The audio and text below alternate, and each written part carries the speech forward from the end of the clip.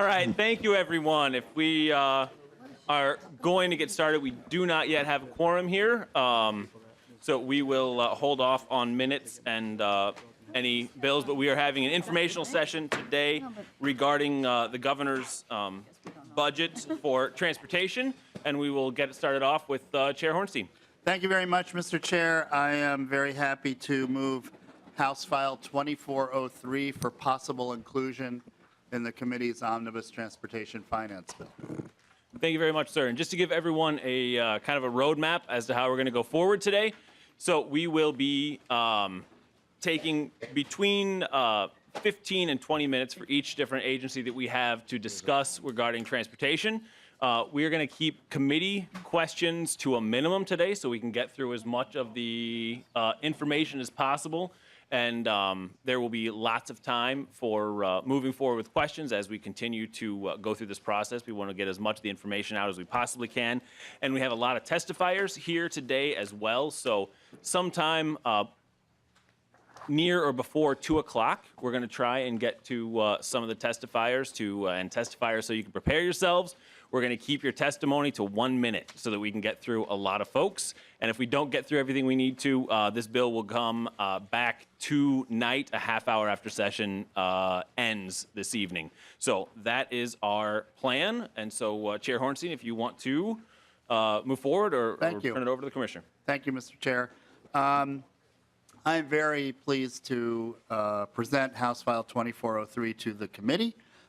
This is a bill that reflects the governor's priorities in transportation, transit, and the public safety elements of the committee's budget. And I view this as a bold and visionary and generational bill that I think for the first time in recent memory really aligns the state's transportation and transit needs with the revenue that's required to meet those needs, the new additional revenue that's required to meet those needs. And I am very pleased that we have the leaders of the transportation team in the governor's cabinet that are here with us today, and they will be presenting the bill. And I would certainly be willing to stand for questions, but I also believe that the commissioners and the leaders in the executive branch also are available for those committee questions after their presentation. So with that, I would welcome the first testifier for the House File 2403, and that's Commissioner Margaret Anderson Kelleher, the Commissioner of the Minnesota Department of Transportation. Thank you very much. Please proceed, Madam Commissioner. Thank you, Mr. Chair. And I want to, first of all, thank Chair Hornstein for carrying this bill. Thank the minority lead, Representative Torkelson, for being here and for all of our conversations so far, and yet is what to be and what we're going to talk about into the future. This bill really represents a sustainable, long-term funding plan for Minnesota's roads and bridges and transportation needs.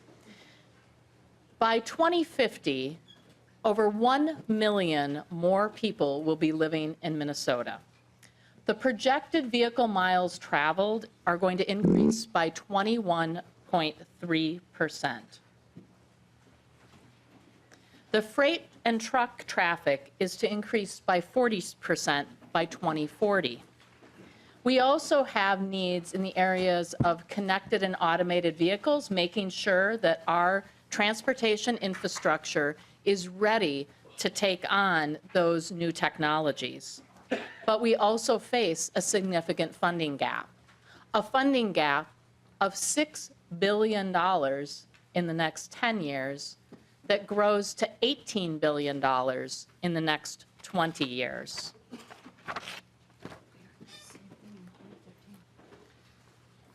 The funding shortfall exists, and as you can see here, over 50% of Minnesota's roadways are 50 years old or older. 40% of our bridges are 50 years old or older. This sign that you can see, pavement failure 94 East at 35W, lane closed, happened last week. The mega pothole in the Portland Avenue Tunnel popped 14 tires. That's 14 tires that families did not expect to be popped on our roadways in that period of time. We closed the road down to one lane, we fixed the pothole, but that's exactly the problem. There is little money left for any sort of expansion for the population or economic growth. There's going to be a reduction in high priority services if we don't find a way to fund transportation going forward. Critical services like snow and ice, repair of those potholes, bridge inspection and maintenance, all of those will suffer. The existing system needs $18 billion over 20 years. Why for that funding gap? The age of that infrastructure, which we just covered. There's increased cost for construction and maintenance, both on the input side, steel, concrete, asphalt. The cost of labor is now going up after the Great Recession. The population and freight shipments are increasing across our state. And we have experienced stable, if not flat, federal funding that goes with this. The important part of this is that Governor Walz has proposed a sustainable and constitutionally dedicated transportation funding plan. Article 14 is the guarantee to your constituents, members, that this funding will be used for what we say it's used for, roads and bridges. No one can come back in a budget downturn and steal the general fund dollars out of the transportation budget. It is dedicated for that purpose. We would be seen in court very quickly and lose if we used it for anything else. It's a long-term commitment to the plan to build roads and bridges and maintain them. It returns $452 million to the general fund over the biennium, and it also pays this plan $2 billion in trunk highway bonds. It will repair 1,800 miles of roadway, repair 300 bridges on our state highway system. It will use modern materials and designs to be able to be more cost-effective and efficient. It also will help us save time and money with those new materials and methods. This also creates thousands of jobs in private industry, in the construction and design industry, as well as making sure that we have more jobs in engineering as well. Now, the benefit is not only to the state of Minnesota. I've seen some folks out there on Twitter talking about their potholes in their local roads, their county roads. And you know, here is the amazing part of our system of funding. And you have a document, a little outline of how funding works today in 2022 and the forecast of how it would work under Governor Walz's plan. But it also shows you that we have a unique revenue sharing plan here. For every dollar of gas tax raised, 40 cents of that dollar goes to your counties, your cities, and your townships. I would say that that's a pretty darn good deal for counties, cities, and townships when you take the step and make sure we have sustainable transportation funding. This results in a 35% increase to the base of transportation funding for roads and bridges to Minnesota cities and counties.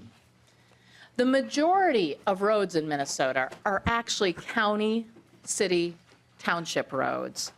And so to be able to move people, move agricultural products, move people for service industries, they all rely on this system. And we have a responsibility to fix it. Closing the gap and the condition that has been well outlined by the Society for Civil Engineers, that we have a D+ on our road system, a C on our bridges, and a C- on transportation. An independent group saying what our grade is. And it's a grade that, frankly, we need to make sure is coming up. Closing this gap starts in this coming fiscal year.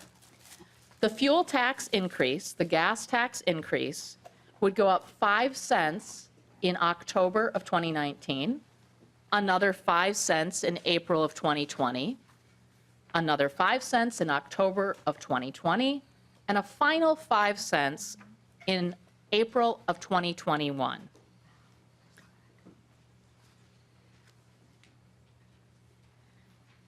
After that, the gas and fuel tax would be indexed to the consumer price index. That, there would be a year of rest, and then that would begin. That, right now, at a 3% growth of 3%, adds 1.3 cents to the gas tax. In theory, this also could go down. We have had times in the last 30 years when CPI has actually been flat or decreased. And so that is important to know as well. It is an interaction with the economy. Mr. Chair and members, gas prices have gone up 40 cents in 6 weeks. I've been to the gas pump. No one is protesting. No one is upset. But I do know what it means.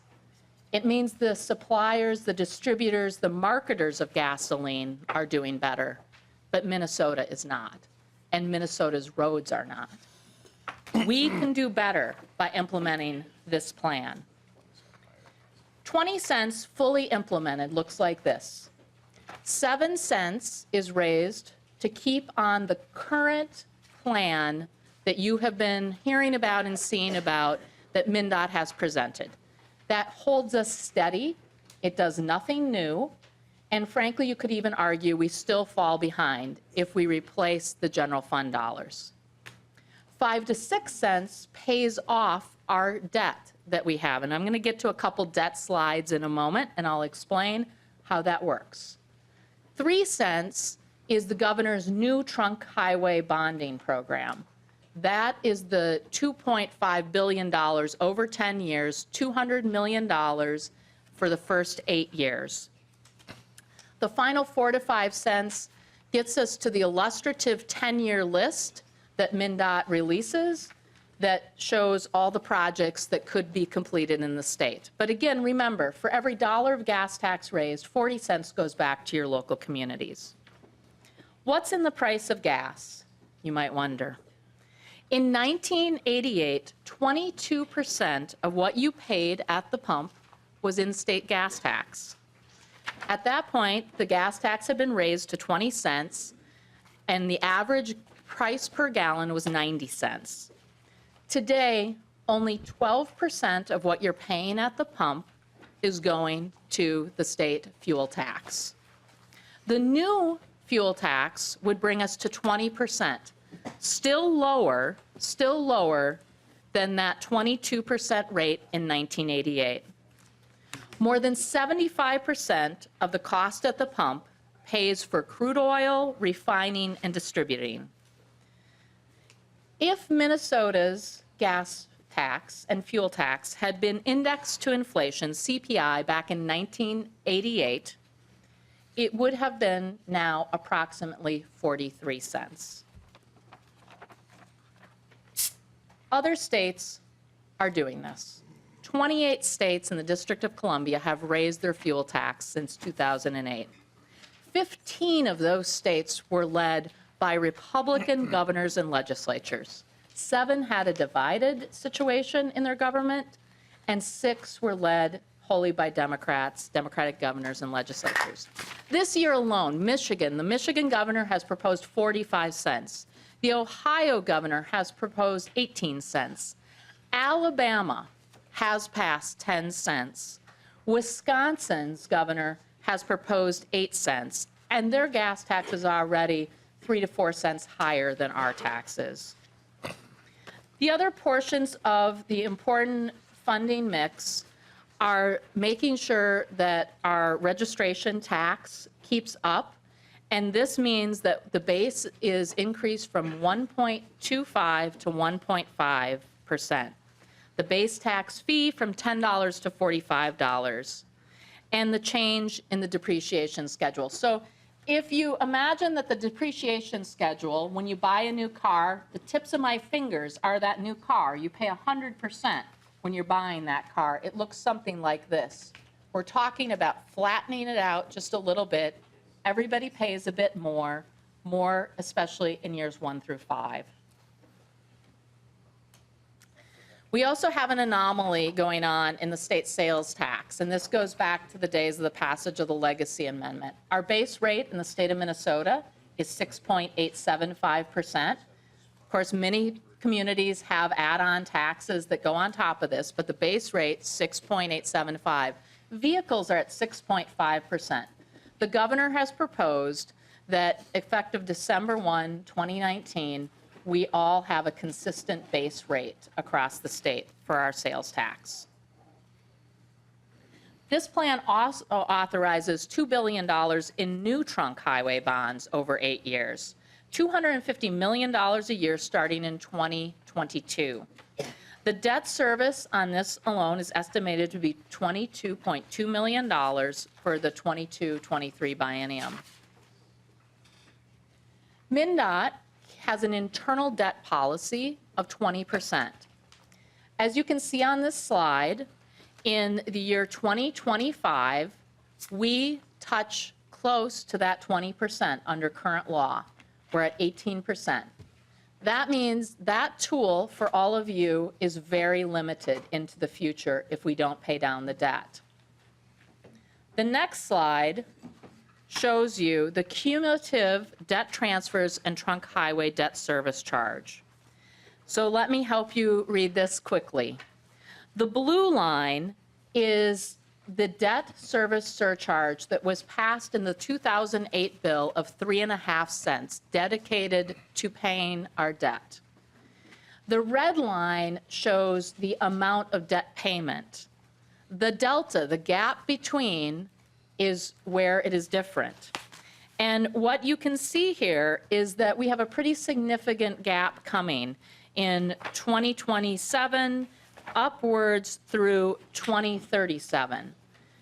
That means for the dollars that we do receive at the Department of Transportation, more of it is going to pay for debt.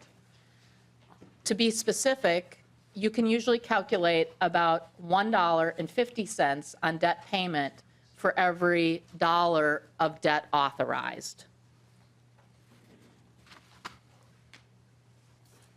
This slide shows the changes over the next number of years based on the November forecast. We will have updated numbers as of, unfortunately, tomorrow. So there will be a few changes to this. But this gives you a very good sense. And this is another way, this visual of the two different boxes under current law in 2022 in the gray, and the colored boxes 2022 under Governor Walz's plan also show you the very same thing. The biggest change you see is that state sales taxes are removed from the MnDOT budget and put back into the general fund. But with the other changes, there is an increase in the amount of funds available in the Highway User Tax Distribution Fund.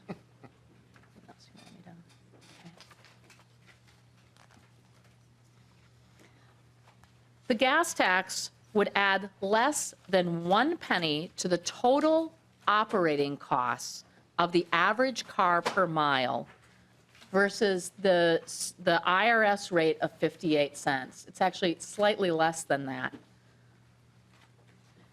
The poor road conditions that Minnesotans are facing right now cost drivers over $1,000 a year. Increased wear and tear, lost time due to congestion, increased gas consumption, idling in traffic for an hour costs you a gallon of gas. Drivers would pay an additional $185 to $298 a year, and that does not, we have not offset that with the current costs of how much it is costing Minnesotans to have poor conditions. So you can see here the impact on the average driver. There are increases in each of those things, but the trade-off is a smoother, better more dependable transportation system with less potholes, better conditions overall. Governor Walz and Lieutenant Governor Flanagan were both concerned about the regressive nature of the sales tax, the fuel tax. Acts a lot like the sales tax. And what they proposed here is that in the tax bill, the working family credit would be increased. $100 per single head of household and $200 for a married couple filing jointly. That's important because the working family credit actually adjusts over time. There's a way, it actually has an inflationary factor on it, so there is some amount of growth there. Members, our future is a bit in peril in transportation if we don't take action this year. If we don't take action, we cannot deliver the sorts of projects you see here. Highway 23 in Marshall, 35W at 94, Highway 63 at Red Wing are pictured here. The number of the projects that we can do of size and scope will decrease significantly if we do not pass the Walz transportation funding package. I'm going to conclude my remarks there. Thank you, Mr. Chairman. Thank you, Madam Commissioner. And now we can take a few questions here. Representative Petersburg. Thank you, Mr. Chair, and thank you, Commissioner, for being here and clarifying a lot of these concerns. Going back to what you talked about in regards to license tabs, and you're using a pyramid view. I think, though, that you probably had it reversed. If you really wanted to get a good example of it, if the pyramid, basically the same number of years, so it's going to be just as tall, but it's this way, and so when you add more to the top, it actually widens out up at the top. It stays the same at the bottom. I think gives a better visual on, and actually the increased costs that consumers are using that. But my question is in regards to the last, I think it was the last two, in which you talk about the working family credit of $100 for a single or head of household and $200 for married jointly. But in your previous slide, you said the drivers would be paying an additional $185 to $298. It seems like that still becomes a regressive for those lower income people that aren't going to get those credits. So I'm concerned that we are kind of going a little bit backwards in regards to low income. Do you have any comment about that? Mr. Chair, Representative Petersburg, thank you for the question. I will take in consideration your pyramid. I was thinking more this was just a straight up graph with my arm. So I'll take that under advisement. Overall, with the combination of tab fees, the motor vehicle sales tax, and then the working family credit factored into this, that accounts for some degree of progressivity in this package. And the reason why is the more expensive the vehicle you are buying, of course, the higher amount of tabs you are paying. And the older vehicles, if you drive a 1998 Corolla like my 21-year-old negotiated buying last spring in college for $300, she doesn't pay as much. And she has more repairs, though, to that vehicle that she has to do upkeep on. So I think that it's a good point. I think the governor recognizes that not every single amount of user fee can be accounted for in the working family credit for individuals. And that, I have to say, is, it's a real impact on people's lives. I do not want to downplay that. But it is a user fee. The more you are driving, the more you're filling up on gas, the more miles you're going, you are going to pay a little more. Thank you. Thank you. Representative Torkelson. Thank you, Mr. Chair, and thank you, Madam Commissioner, for being with us today. I want to be respectful of the schedule and not to get too carried away here. Thank I have you, a sir. whole page of questions. I will not ask them all. I'll try to be selective. First, Madam Commissioner, you mentioned in your early part of your remarks that the gas tax is a sustainable, long-term resource, but the experts I've been listening to indicate the gas tax is not a long-term sustainable resource because of changes in the efficiency of motor vehicles, the changes to electric vehicles and more hybrids. Why this dramatic shift to depending almost totally on the gas tax as a resource? Commissioner. Mr. Chair and Representative Torkelson, the fuel tax has been a workhorse of our transportation funding mix, of our dedicated transportation funding mix for over 50 years now. As Minnesotans and Americans have driven more, traveled more, it has continued to be one of the biggest workhorses. There is a very, very slight downturn about 4 years out from now projected, but that's based on a number of assumptions that we cannot totally verify until we get to that moment. On the issue of electric vehicles, the vehicle fleet in Minnesota, we have 4.9 million registered vehicles today. Fully electric vehicles are under 4,000. I am very supportive, and the department is very supportive of new technologies, of the way we're going to move to new technology, but you can see the scale of where we're at. To get to the point that we have a even majority electric vehicle fleet is going to take some time. We need to rely on this workhorse, Mr. Chair and Representative Torkelson, until the point that we also have political agreement on how we are going to make sure that electric vehicles are paying their fair share into our system. But the technology is new right now. Mr. Chairman, I can just say this from my previous 8 years in a high technology job. You also don't want to kill the new technology. We need to encourage the new technology. And so to hop right on and over-regulate or tax at this moment may kill off the innovation and the adoption of the innovation.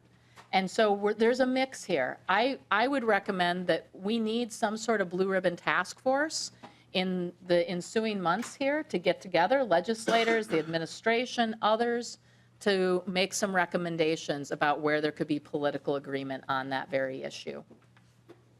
Representative Torkelson. Thank you, Mr. Chair. Thank you, Madam Commissioner. I'll try to keep my remarks brief, and I hope you do too. You mentioned earlier that one of the reasons for not utilizing general fund is because when there's a downturn in the economy, someone might steal those general fund dollars. Is there a downturn in the economy right now, Madam Commissioner? Commissioner. Mr. Chair, Representative Torkelson, we don't know. We're on the edge right now. We have been in the greatest growth cycle out of the Great Recession that we have seen. But as the person who was here as Speaker of the House in 2007 and 2008, I know the experience of taking those general fund dollars from every area we could find to save education and health care, and even some special revenue funds. So it was not a pleasant task to keep our economy upright, but I just promise you that if any of you are sitting here in that next downturn, you will be faced with those sorts of choices. Well, Representative Torkelson. thank you, Mr. Chair. Thank you, Madam Commissioner.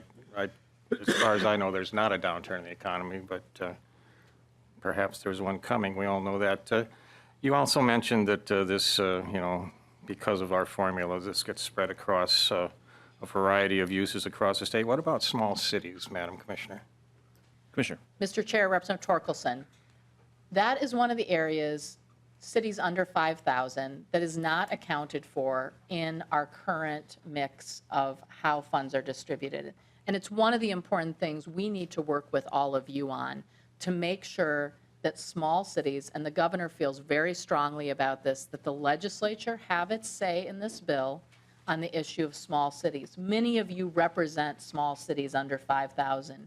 You are close to those leaders.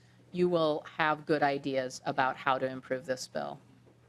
Thank you, Mr. Chair. Well, thank you, Commissioner. We did have our say last year, and the year before that, and the year before that. And we did send money to our small cities, and the governor is proposing not sending money to our small cities. So I think that's a bit of a travesty. I could go on and on. I'll just ask one more question, Mr. Chair, and that is in regard to the working family tax credit. How much of this gas tax is it going to take to pay for that working family tax credit? Commissioner. So, Mr. Chair, Representative Torkelson, actually, the working family tax credit line comes out of the general fund. It does not come out of this gas tax. So we are, the dedicated funds of transportation are not paying for the increase in the working family credit, but it has been priced into the entire rest of the Walls-Flanagan budget. Well, Representative Torkelson. Well, a follow-up on that, Mr. Commissioner, Mr. Chair, Madam Commissioner, you've directly tied it to the increase in the gas tax. If you weren't increasing the gas tax so much, there wouldn't be a need for this working family tax credit. I think it's directly tied. You've directly tied it in your chart, in your deck. There must be a price tag. So, Commissioner. Mr. Chair and Representative Torkelson, in 2008, when we had a gas tax increase, we had a line item on the tax form for, I believe, $25 in the simple form, the Minnesota M1 form. And that was not heavily utilized by Minnesotans to take a $25 credit on that 8.5 cent increase. The reason the governor has put this into his budget is to really account for it in the overall tax system.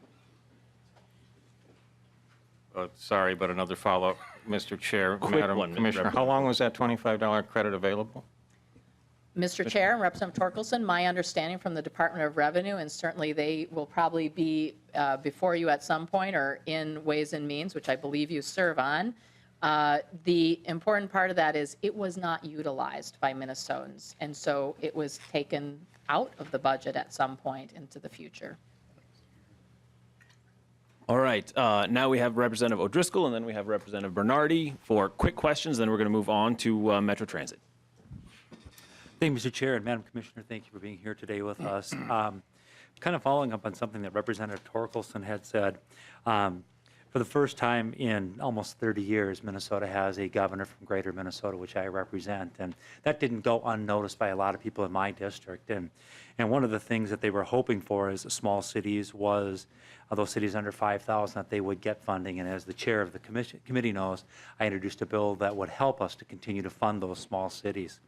And I'm also curious about the Small Bridge Fund, because I have a lot of county engineers who come into my office and come in and talk about the farm to market need in this in our state, and the fact that we do rely pretty heavily on the agricultural industry yet for a core part of our economy. I was just wondering how we're going to treat those small bridges as well. Madam Commissioner.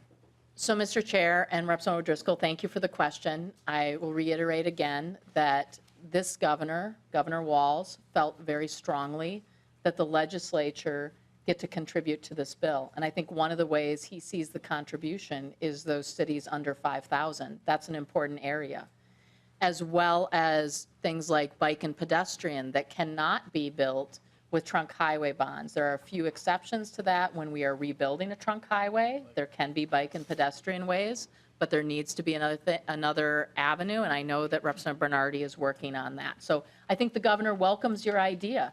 He believes that we are actually better when we create legislation together, and so that is how he sees it.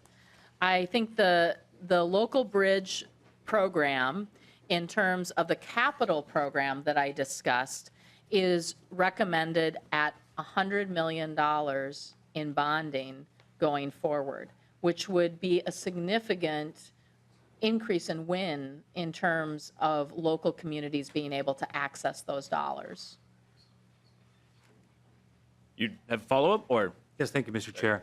And Madam Commissioner, pursuing a slightly different topic, but still under the same umbrella, of the 20-cent gas tax that the governor is proposing, how many of those dollars will, since they're being raised from automobiles and things that are on our roads and bridges, how much of that money will go to roads and bridge projects? Is the governor planning to dedicate all 20 cents of that to road and bridge needs, as you talked about at the illustrative 10-year list?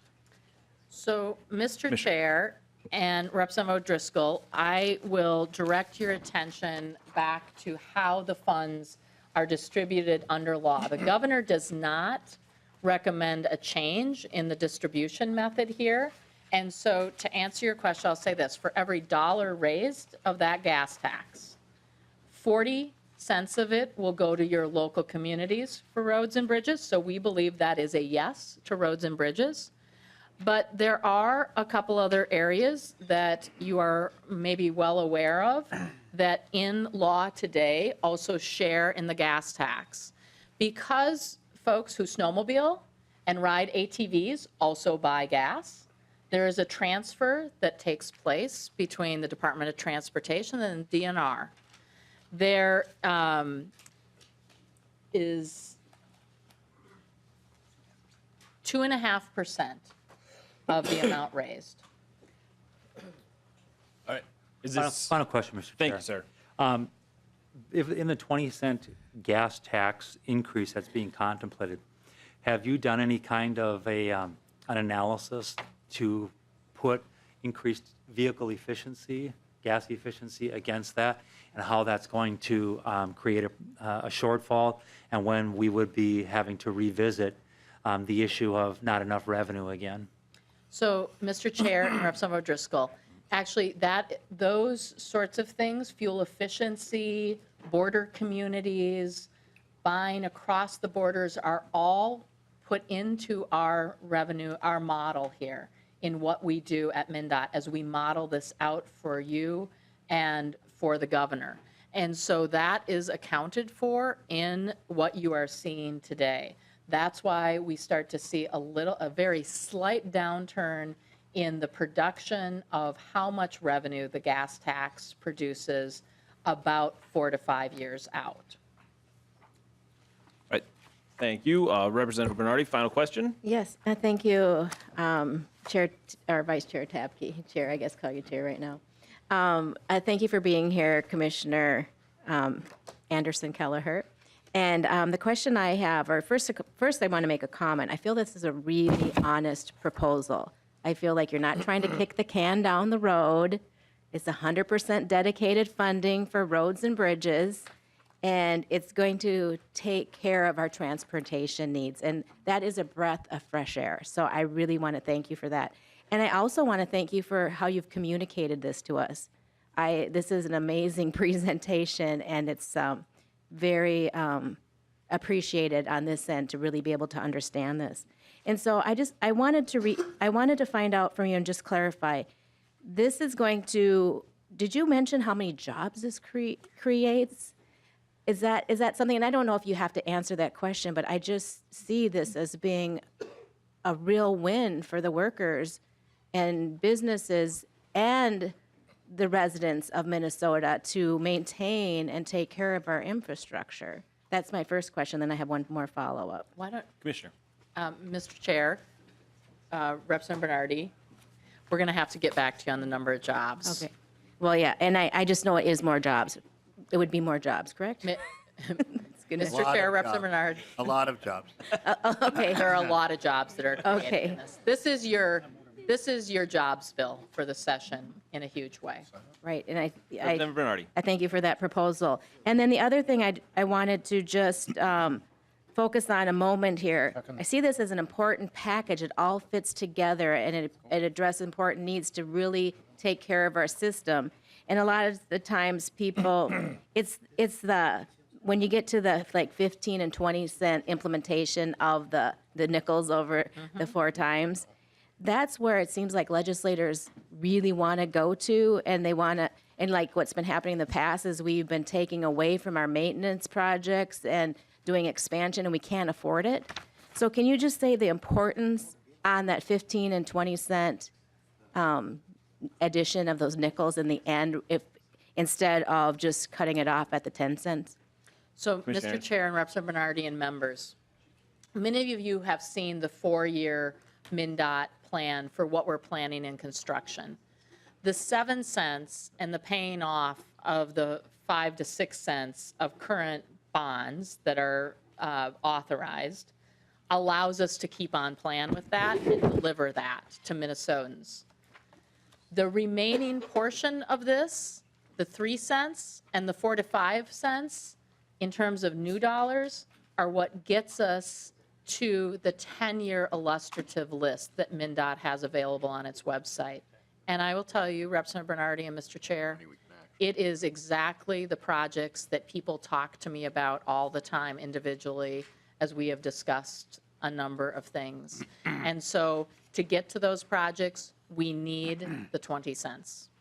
Okay, and then Mr. Chair, I just want to Final add, question. it's not a question, I just want to add, I appreciate you being honest about this and what's going to need not to shortchange our state, and this is why this funding package is needed, so thank you. Thank you, Mr. Chair and members, and thank you, Representative Hornstein. Thank you, Commissioner. Thank you, Commissioner, for being here. And just a reminder to all the committee members that we will have more opportunities to talk about this bill as it moves forward. One thing we need to do quickly here, Representative Petersburg, would you like to move the minutes of the meeting now that we have a quorum? Thank you, Mr. Chair. I do move the March 19th minutes of this committee. Thank you. Any discussion? Seeing none, all those in favor? Aye. Anyone opposed? The motion prevails. All right, we also, Mr. Chair, Chair Hornstein, now that we have a quorum, we need you to renew your, to make your motion again, please, now that we have a Okay. quorum. Mr. Speaker, I'm moving that House File 2403 be laid over for possible inclusion in the Omnibus Transportation Finance Bill. Perfect. Thank you very much, sir. All right, now we have Commissioner Norristock from Met Council, and she has a presentation for everyone, and we'll follow the same pattern as we did previously. So, Commissioner, please continue. Thank you, Chair Tabke. Thank you, members. Today we have the proposal for the Metropolitan Council Transit Budget Request. And I want to thank Chair Hornstein for this proposal and the governors. This bill is really about keeping people moving and out of gridlock in our metro area. A child that is born today, by the time they graduate from college, there will be about 700,000 more people in the metro area. Think of all those cars on the freeways. And if we had to build to accommodate that, but what would happen to our local roads? It wouldn't be possible. So we think that transit is the answer to that. I'm going to go off the presentation if you have it in front of you. We are offering a transformational investment in transit and a 10-year plan. First of all, there's an 1/8 of a cent sales tax in the 7-county metropolitan area to maintain and expand the regional bus and transitway system. We're going to have an increase in the motor vehicle sales tax. You heard about that from the commissioner, from 6.5 to 6.875%, and that also will help out in transit. General obligation bonding for bus rapid capital expansion, and is also separating metro mobility funding from the Metropolitan Council's general transit appropriation. A couple of things that this does: it eliminates our structural deficit in bus permanently out of the general fund. It assumes a current 50% state share of dedicated transit operations remain with the state, Blue Line, the Green Line, North Star, and the Red Line. It assumes a future 50% dedicated transitway operations remain, a state obligation, Orange Line, Blue Line Extension, Gold Line, Rush Line, and Riverview, along with assistance from our county partners, all dedicated transitways and bus rapid transit lines in our 10-year increased revenue plan have their local funding in place. Budget outcomes. So that this is what it would happen with this budget. We'd have 10 new bus rapid transit lines over the next 10 years. There would be a 40% increase in service in the region's busiest routes. Bus rapid transit amenities would start to attract riders. Traffic signal priority and off-board payment, so faster trips. Shelters include real-time information, heat and light. Proven success, A-line ridership, which goes basically from Roseville down to South Minneapolis, is a 30% higher over base service since 2015. So we have a short video. We know you're in a hurry, Mr. Chair, but we would like to play this. It's about 2 Please do. minutes long.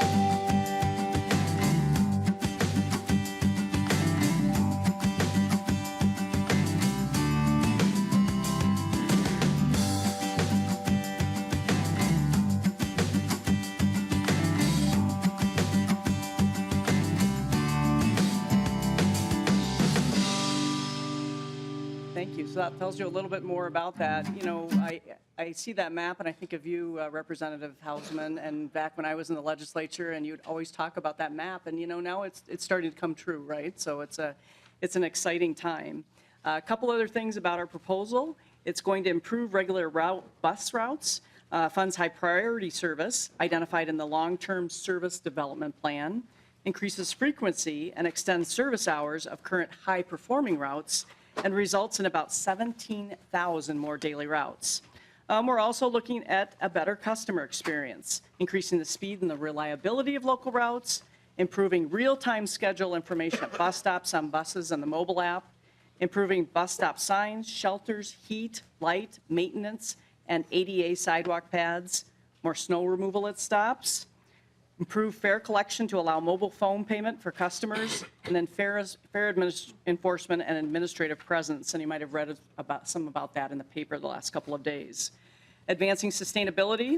Part of our initiative is to accelerate the electric bus fleet transition to 220 all-electric buses. You may have seen the governor had a press conference about our first electric buses here. We know that the largest user of diesel fuel in the state is Metro Transit, and this would allow us a green source of powering operations with 100% renewable electricity by 2040. By 2040, we'd have 700,000 more people, 500 more thousand jobs in the metro area. It is going to connect people to places that matter. Half of our riders are millennials. 2/3 of trips are to work or school. Half of bus riders don't have a driver's license. 2/3 of local bus riders don't have access to a vehicle. So it increases this access and mobility over 10 years. It will connect 500,000 people in the metro region to a 30-minute transit commute.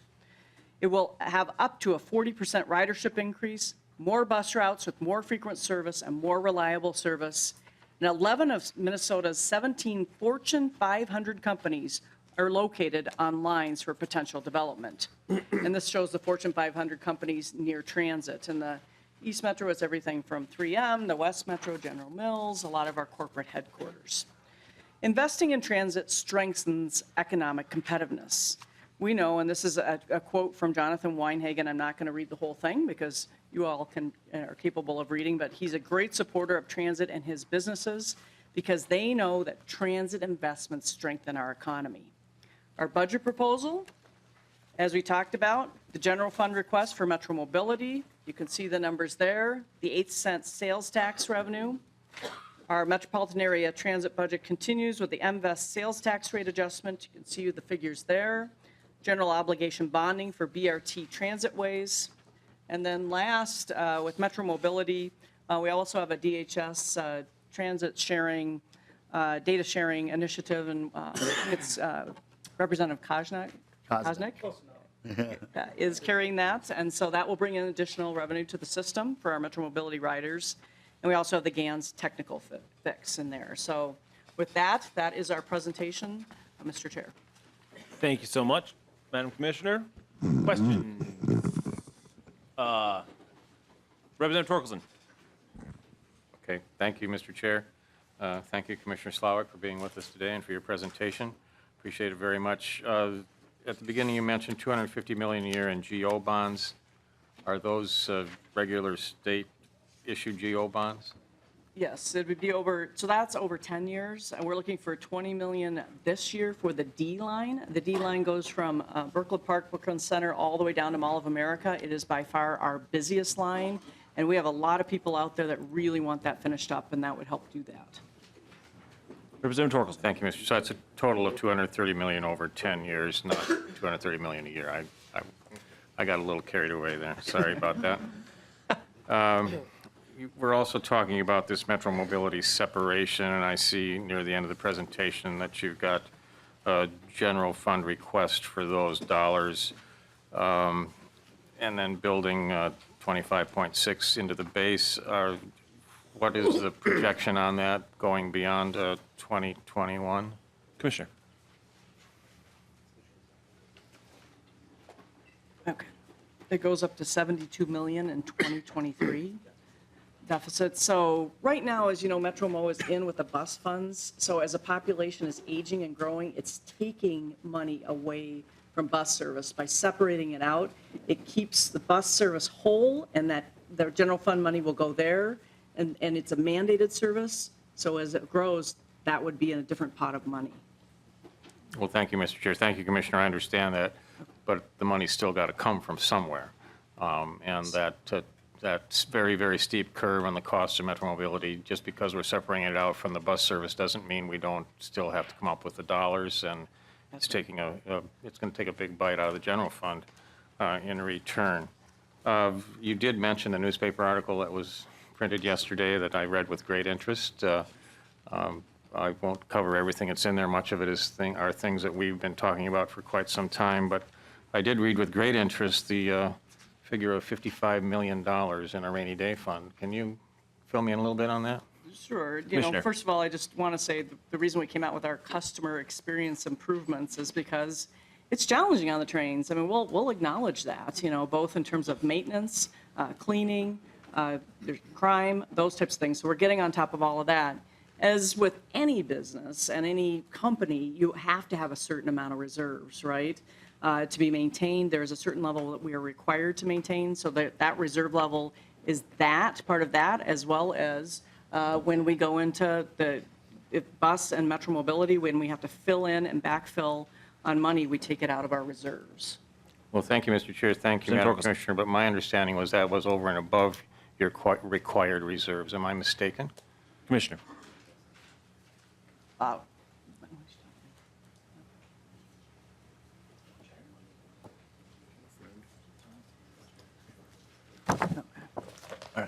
So it's one-time money we got from the bus driver shortage and through fare increases. So when there was a bus driver shortage, we had to increase fares, right? Because of the money, we had to cut routes because we didn't have bus drivers to bus. Yeah.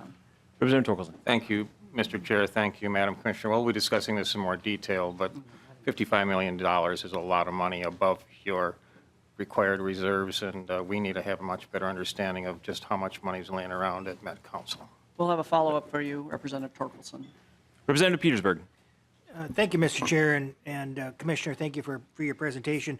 I'm kind of a numbers guy, so I heard you talk about the state share of the money, and your things went a little fast, but could you give me the total state share that you're asking for, and how much of that is from the sales tax collected from all over the state for vehicles that are going to transit here in the Met Council as well? So Madam Chair. state share is 36.5 million. And what was your second question? How much of that, or what is the amount that is collected from all over the state for vehicle sales tax that goes towards transit in the Met Council? So it's 36%. So it's a formula along with MnDOT, right? We all are splitting that. Do you have a number for that? Representative Petersburg. I'm sorry, Mr. Chair. It's all right. Do you have a dollar amount for that? We have our, Madam Chair. not right now, our fiscal person is here. We will get back to you with that. Okay, thank you. Representative Koznick. Thank you, Mr. Chair. Chairwoman, appreciate you being here, and the commissioner as well. First, I had just kind of a question looking at the budget. The motor vehicle sales tax, lease sales tax distribution is reverting back to the way it was originally at 50-50 between Greater Minnesota Transit and the metro counties. So that's Madam Chair. MnDOT, not, Mr. Chair. That's MnDOT, not the Met Council. That's not our proposal. No, that's great. Representative Koznick. We'll follow up on that question later. But the metro area sales tax is of a little bit of concern to me, taxing metro area residents over $700 million over the next 10 years. For the county that I represent, or part of that I represent, Dakota County, we were in a joint powers agreement that I think if you were in Washington County, you were well aware of as well. Is there a distribution fairness component to that, that the dollars raised will be redistributed back to the appropriate counties in a similar fashion? Or is this just the CTIB 2.0 where certain counties are going to receive all, looking at your maps and your lines and your plans, it looks like Hennepin and County Hennepin and Ramsey County heavy, and I want to know how my constituents in Dakota County are going to benefit from this. Madam Chair. Mr. Chair, Representative Kosnak. As far as how the money is collected, right, the eighth of a cent sales tax, and then how it's distributed back, one thing that you'll be getting is the orange line, which will be coming down to your district. You know that the funding is there. We've been working with the FTA. We had a call about that. That is coming. But it is population-based. I mean, I will just be transparent with you. A lot of the formulas go on the populations and going back to the counties. And as you know, Dakota County is not as populated as Hennepin County or Ramsey County. And, yeah. All right, and then. Yeah, if I could just clarify, Mr. Yep. So, Representative Kosnick. so the distribution of that tax will be based on population? Is that what I'm? Madam Chair. It'll be an investment in our 10 transit ways, but I will tell you, the transit ways are where the populations are, because those are the people that are trying to get to work and to school on transit. There's more people trying to do that. So So the answer is no, Mr. Chair? Would you please let her finish her question? Well, I know we're limited on Representative time, and I just want clarification. Representative Kosnick, we'll let the chair finish her Yeah. her answer there. So the fact is, it's not necessarily a hard no. I mean, you get the benefits of the mitigation of being less traffic, but we can talk about that. You know, the way that government works, it is about working in areas that there are more people, where there are concentrations of poverty, where there are people that need that transportation. So that's in the federal formulas in particular, which this is not a federal formula, but that is the way transportation does work. And so it's not a tit for tat. It is the good of our entire metro region, the economic competitiveness of all of us. We are doing well. We compete well, but we compete well because we're making investments in the whole region. Representative Kosnick. Thank you, Mr. Chair. And I guess I just was trying to get clarification from your previous answer. I understand the redistribution of wealth and how that works. What I was trying to determine is if the sales tax collection is going to be redistributed by population of the counties, is what I thought your initial answer was. And I guess we can go with that offline a little bit.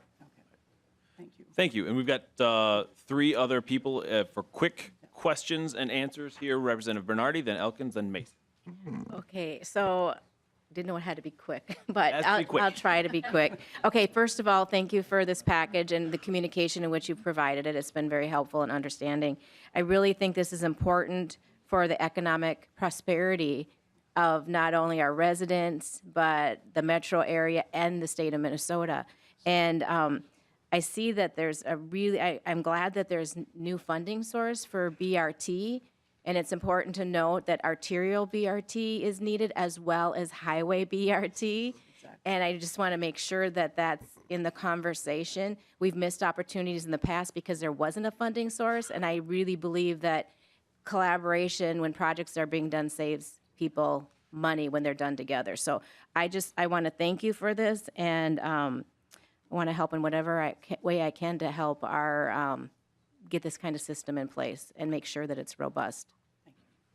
Representative Elkins. Thank you, Mr. Chair. I'm going to channel Representative Kosnick here for a minute and get his question a little bit. This one's dangerous. Yeah, I know.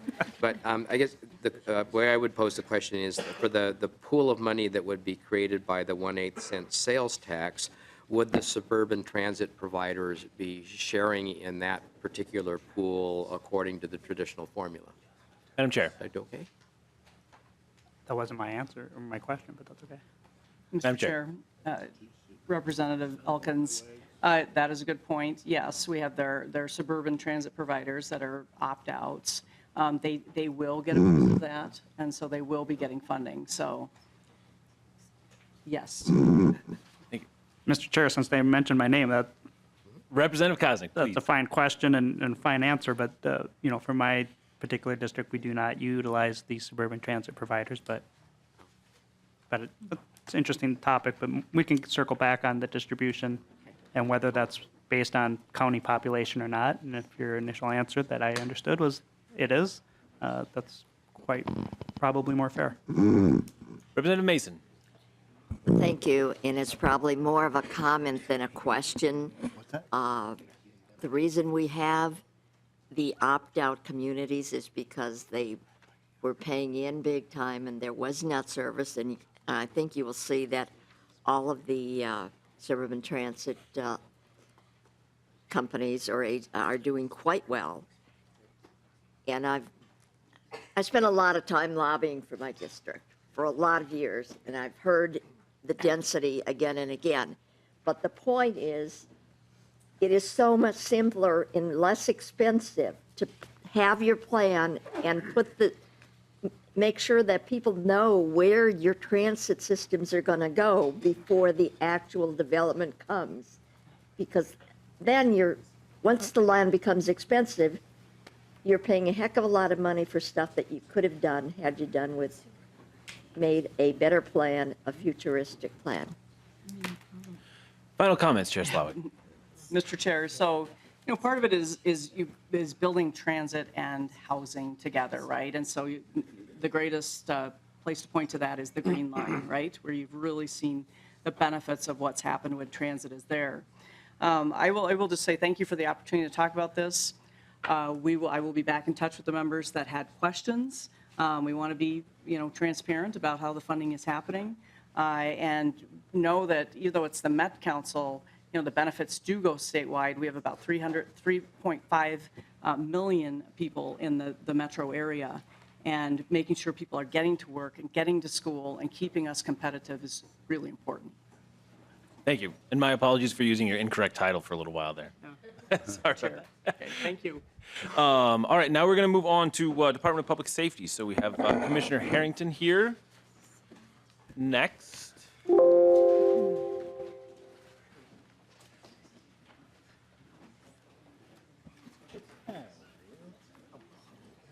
And Commissioner Harrington and members, we'd like to finish up with the testimony at around 2:05 here.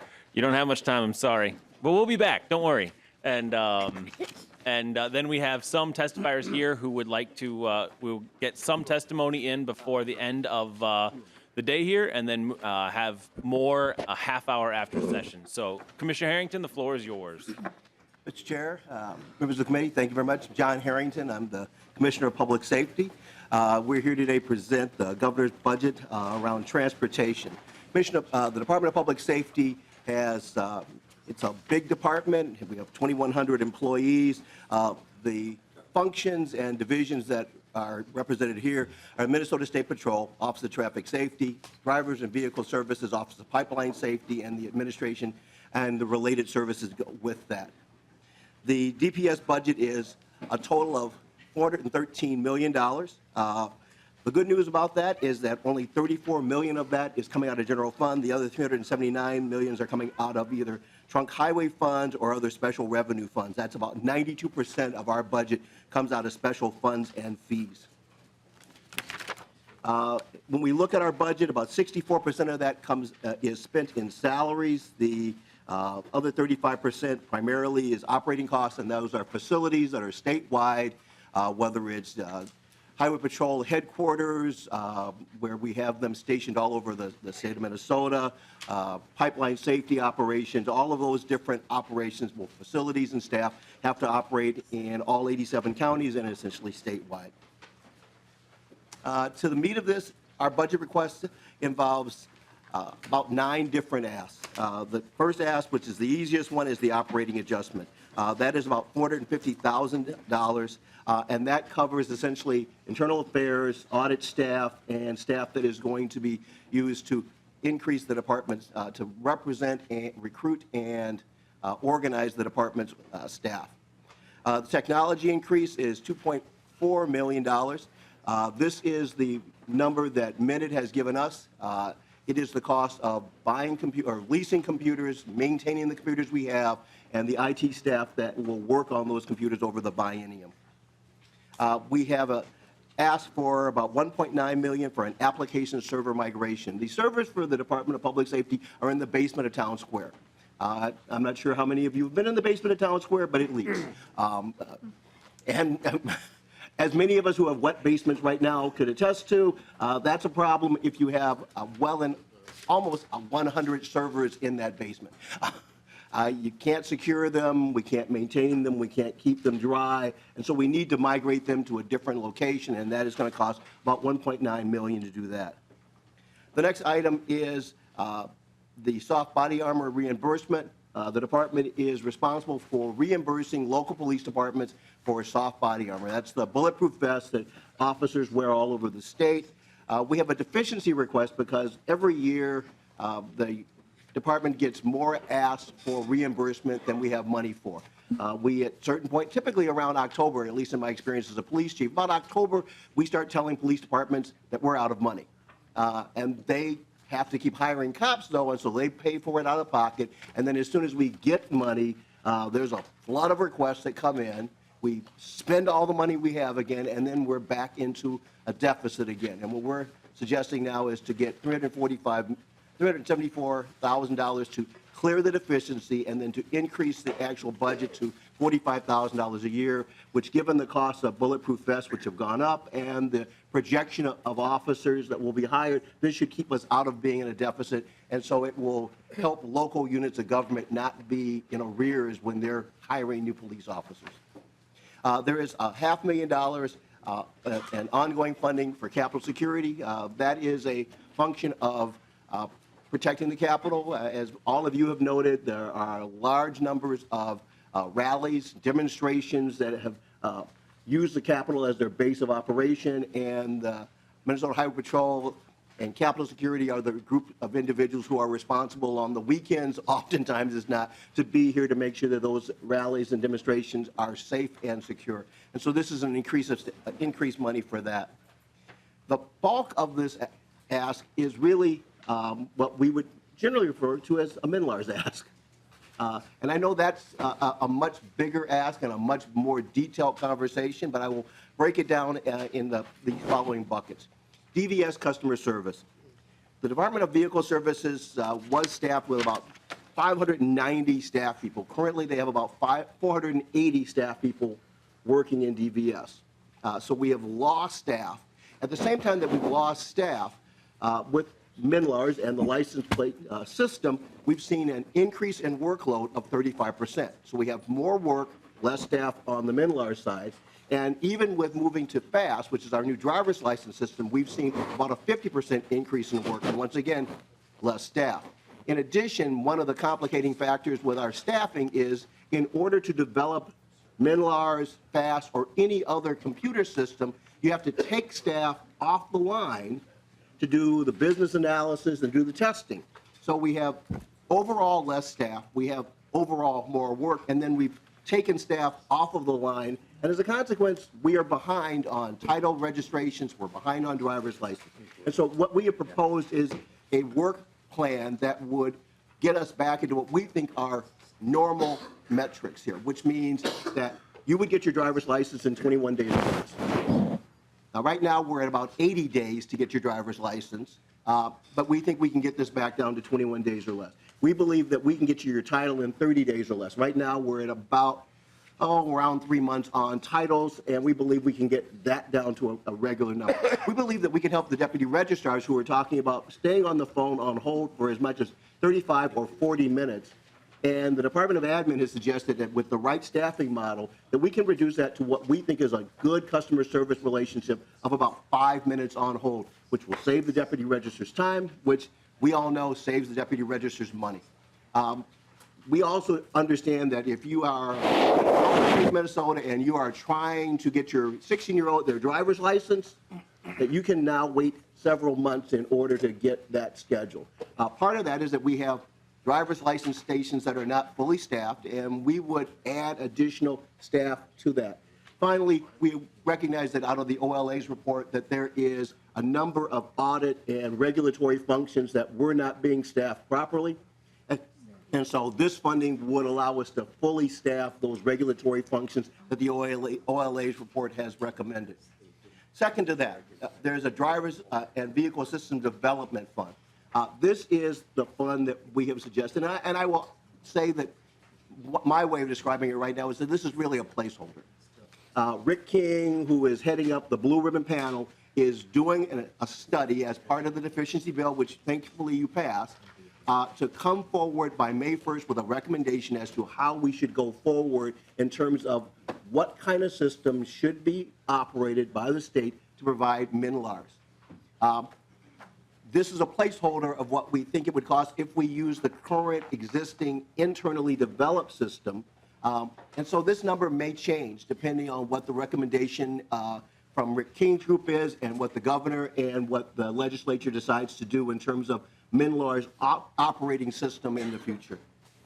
Irregardless of whether we change that system or go with that system, there is an operating and maintenance cost for keeping the 9 mainframe systems that supported the original driver's license and motor vehicle registration system running. And so there is a request for funding because if we do not keep those systems running, we will lose those systems, and if they crash, it will be far more expensive for us to recreate those systems or to recapture that data that may well be corrupted. And so there is a cost for keeping that system up and running.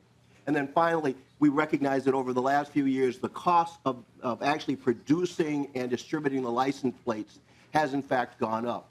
And so there is a $10 million request here to shift that funds out of state highway trunk funds rather than have it come out of the general fund. But it also recognizes the increased cost that we are experiencing with that. I'm pretty close to my 10 minutes. So, You are. that is an overview of our budget request. We believe it is a budget request that will meet the needs of the state of Minnesota, in particular the state of Minnesota as regards to MNLARs and DVS staffing.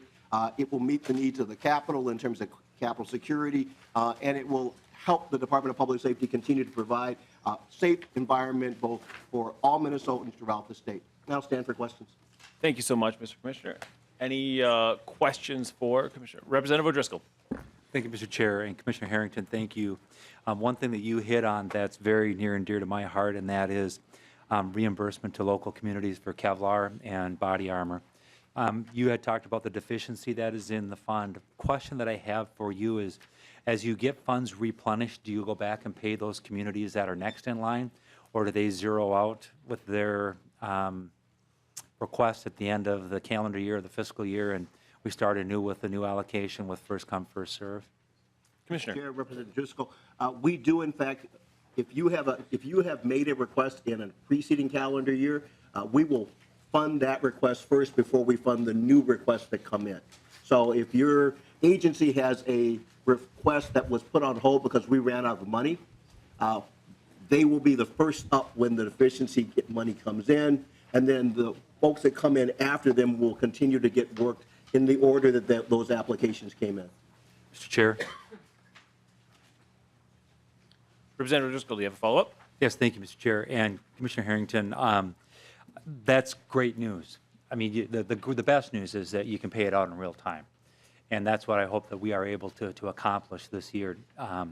But the fact that communities have to stand in line, at least they're not sending their officers out without the proper equipment in an environment that we're seeing, not just necessarily in one area in the state, in potentially all areas of the state and in our country. So I appreciate the information today from you on and how that's working. Appreciate it. Thank you very much.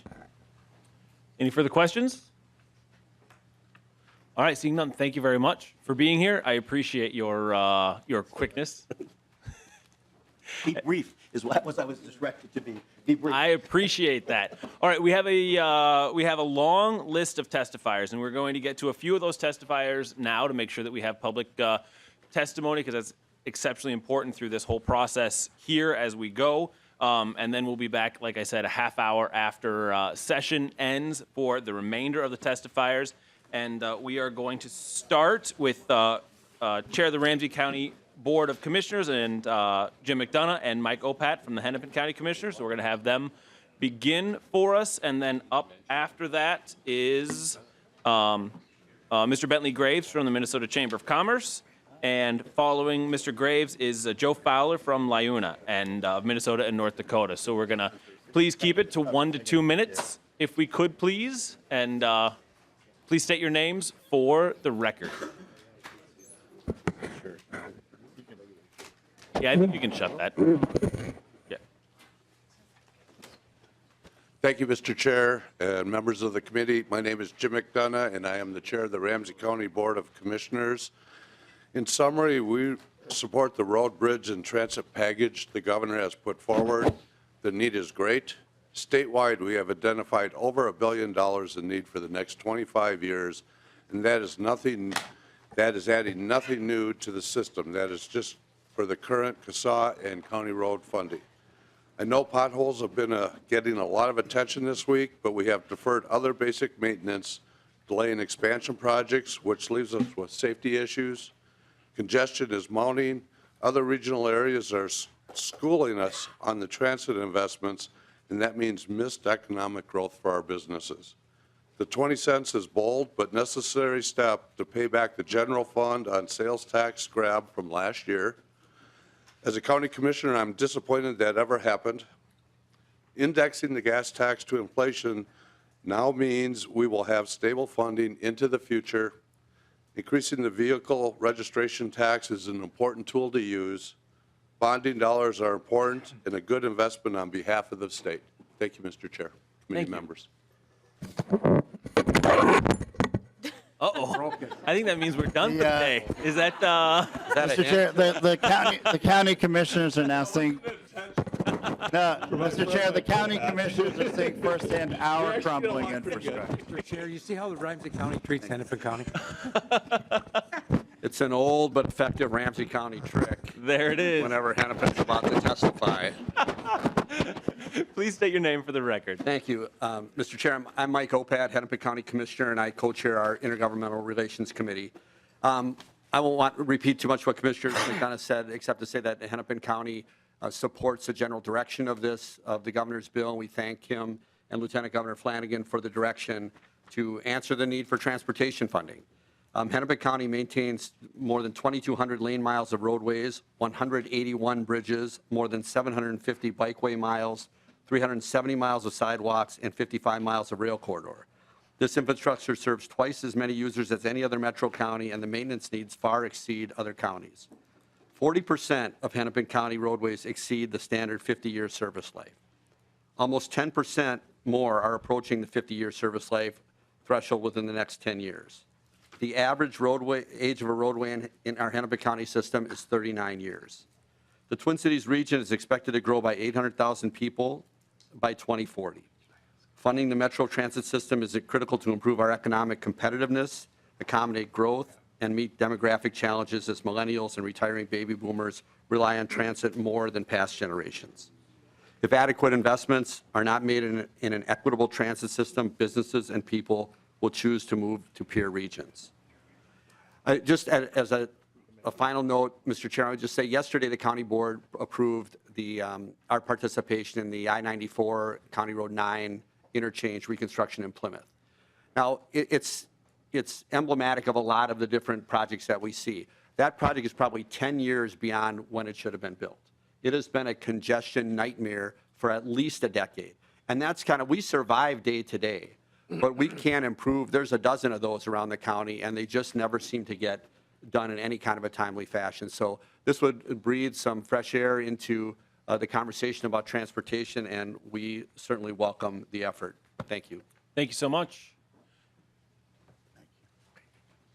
Oh, Representative Torkelson. Mr. Chair, before the county commissioners leave the testifier stand, as I remember anyway, and I'm sure others do, we allowed you to raise your sales tax a half cent to a half cent, I should say, last year.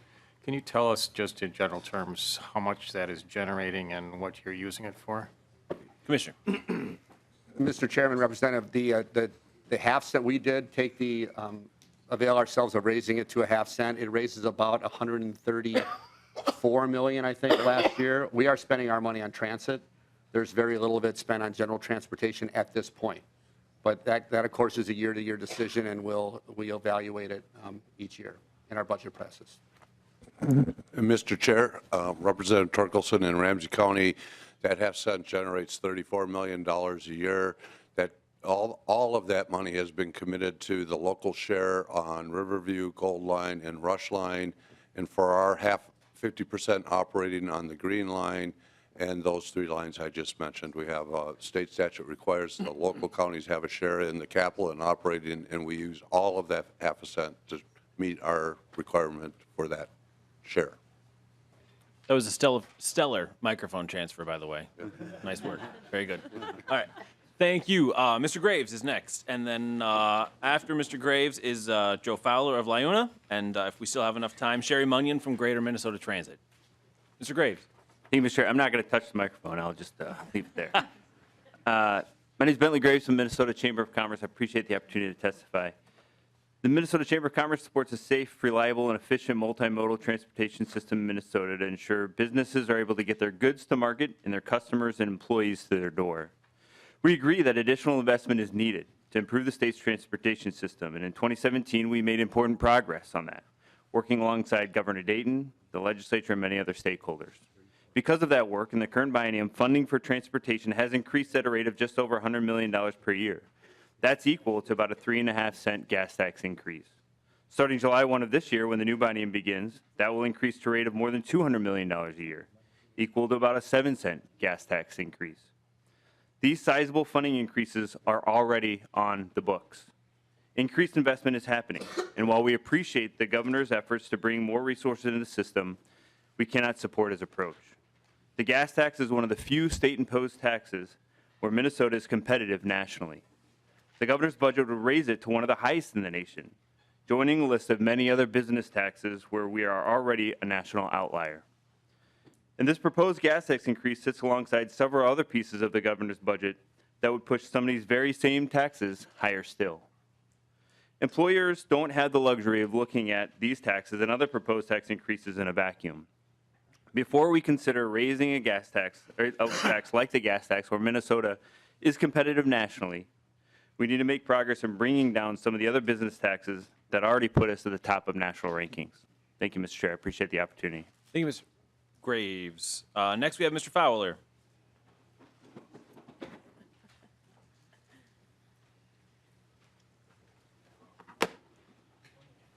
Hello. Thank you to the chair and committee members. My name is Joe Fowler, and I am the business manager of Labor's Local 563. 563 represents more than 9,000 members in Minnesota, and our affiliate locals total more than 12,000 members in Minnesota. Our members, male and female, reside in your communities. We're your neighbors, your friends. We're the people who are doing a dangerous job of building and maintaining this transportation infrastructure in the dark of the night and the heat of the day. It's a back-breaking job. We're happy to do it because it provides a good middle-class living.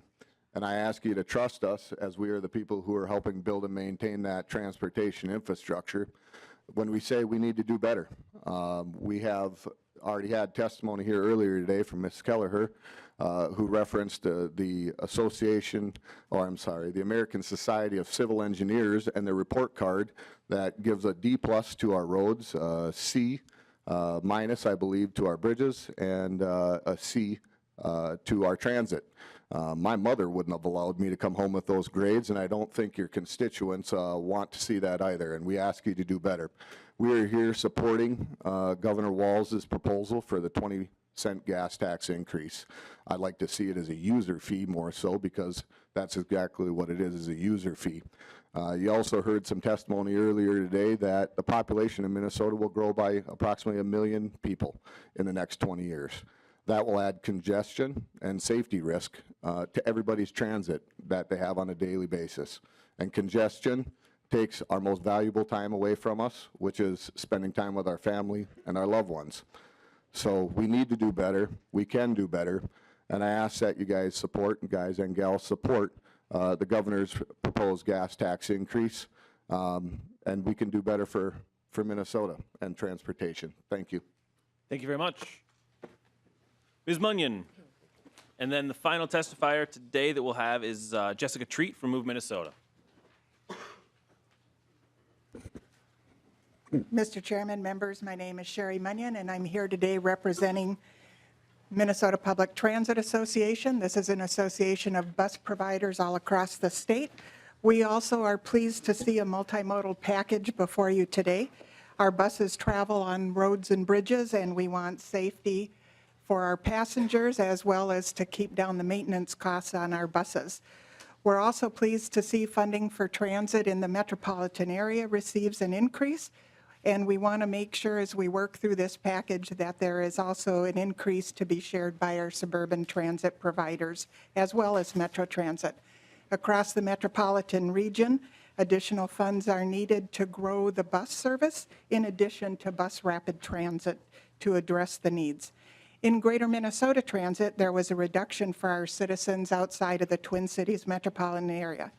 We have been in dialogue with the governor's office and MnDOT and understand that this was not an intended issue, but more of a consequence of other funding. This reduction, we hope, will be eliminated, and we look forward to that. Having said that, we will still urge this committee to adopt a final package that also increases funding for Greater Minnesota Transit, where public transit plays a critical role in making those communities a great place to live and work. The Greater Minnesota Transit Investment Plan identified an average annual need of $22 million a year from the years 2021 through 2025 to meet 90% of the identified service needs. And I'll stop there. Thank you very much. Thank you very much. Ms. Treat, our final testifier of the afternoon. All right. Thank you, Chair, and thank you, members of the committee. My name is Jessica Treat. I'm the Executive Director of Move Minnesota and the Chair of the Transportation Forward Coalition. We represent over 50 partner organizations and over 14,000 Minnesotans who support expanding options for transit, walking, bicycling, and sharing. Transportation needs may look a little different in every community, but I know we all share an interest in creating a Minnesota where the air is clean, our families are healthy, and our neighborhoods are thriving. A Minnesota that feels connected because it is. We applaud Governor Walz for leading with a bold proposal for addressing this big transportation needs that have been unmet for too many years. We applaud him for being a transit champion and starting the conversation this session about how to connect Minnesota and create a better future for our families, climate, and communities. Long-term statewide investments in transit, biking, and walking are critical for our growing metro region and state. We support moving Metro Mobility, a federally funded and critical service, to be funded through the State General Fund. We support dedicated funding to build out 10 transformative new bus rapid transit lines to better serve our cities and suburbs in the next 10 years. While we appreciate the 8-cent sales tax that was included, we feel that we need at least a half-cent metro area sales tax to increase fund for bus routes, more electric buses, and more frequent and reliable service. And increased investments are crucial, not just to protect the transit service we have, but to create the system Minnesotans really need and to ensure all communities are served. Thank you. Thank you so much. All right, with that, Mr. Chair, would you like to renew your motion now? Or, oh, Representative Torkelson, I apologize. Thank you, Mr. Chair. I realize we're virtually out of time, but I'd just like to make a quick closing remark, if that's all right with the Chair and the author. Yes. I think it's really important to emphasize that we all here, I think, understand the need for increased investment in transportation, and our remarks are not meant to say that that need is not there. The differences we have really are on what resource should be utilized to make that investment. That discussion is going to continue here in this committee and with the other body across the street as we work our way towards the end of this session. And it's my hope and desire that we end up with a substantial transportation bill that does continue to do the work that we started in the last biennium to recognize transportation and transit as very important to the success of the state of Minnesota. Thank you, Representative Torkelson.